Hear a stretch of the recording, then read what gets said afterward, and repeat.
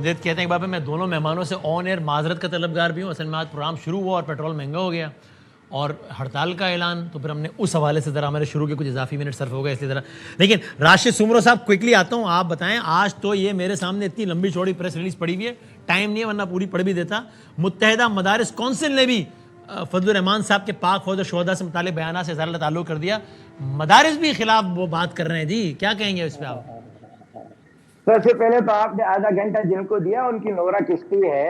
صدر پاکستان ایک پارٹی کا ہے, وزیر اعظم دوسری کا ہے, اور گلگت بلتستان میں کیا کیا تقریریں کی, اور اب وہاں مشترکہ حکومت ہے. تو آپ خدا رہا نورا کشتی والوں کو لا کر جو ہے عوام کو یہ مزید کتنا بے وقوف بنائیں گے, مزید نہیں بنا سکتے. جہاں تک آپ نے میں بنا رہا ہوں یا وہ لوگ بنا, چلو خیر اس میں نہیں جاتے, ٹھیک ہے آپ بتائیں, آپ اس میں بتائیں مدارس والے پہ.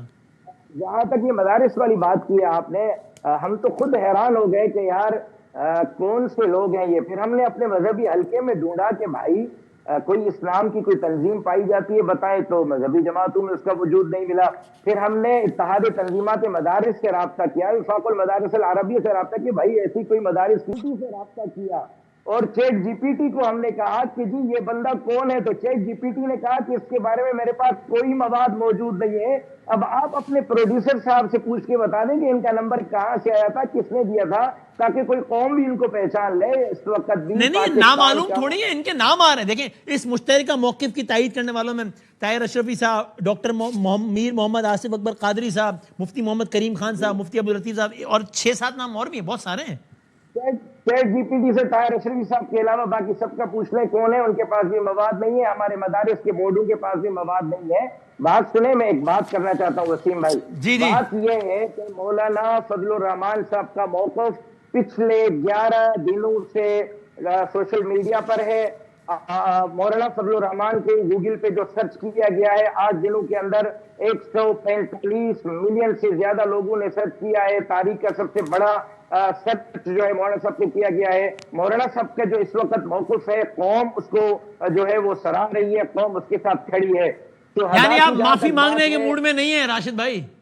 معافی مولانا فضل الرحمان سے مانگی جائے گی کہ اس طرح کے لوگوں کو لایا جاتا ہے جن کا کوئی وجود نہیں ہے, جن کو کوئی لوگ نہیں جانتے, جن کے اپنے گھر میں عزت نہیں ہے, وہ مولانا فضل الرحمان صاحب کی کردار کشی کر رہے ہیں. نہیں بھائی, مولانا صاحب نے اس ملک کے لیے 70 سال دیے ہیں, اپنے اوپر کے اپنے بچوں کے اوپر حملے, ڈاکٹر خالد محمود سومرو شہید سے لے کر 200 کارکنوں کے جنازے اس ملک کے لیے اٹھائے.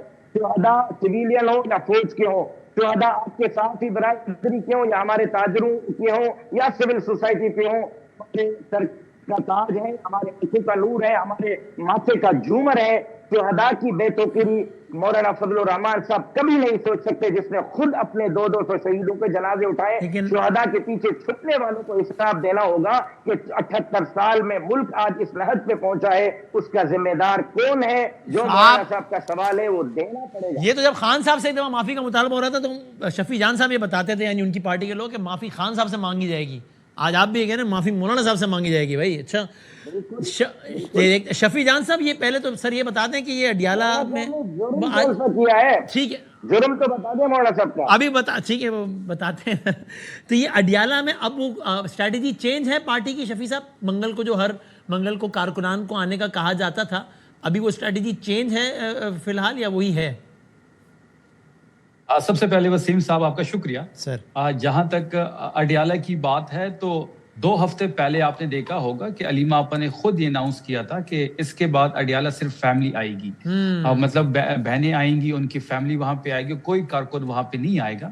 اور کارکن جو ہے وہ تحریک پر, تنظیم سازی پر, اسٹریٹ موومنٹ پر توجہ دے.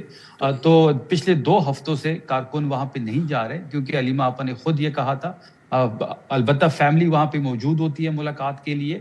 علیمہ آپا نے یہ بھی کہا ہے کہ 5 اگست سے سلسلہ شروع کریں اور نہ ختم ہونے والا سلسلہ شروع کریں, تو علیمہ آپا کی اس بات پہ بھی عمل ہونے جا رہا ہے. دیکھیں جی بالکل 5 اگست کو عمران خان صاحب کے اغوا کو 3 سال پورے ہو رہے ہیں.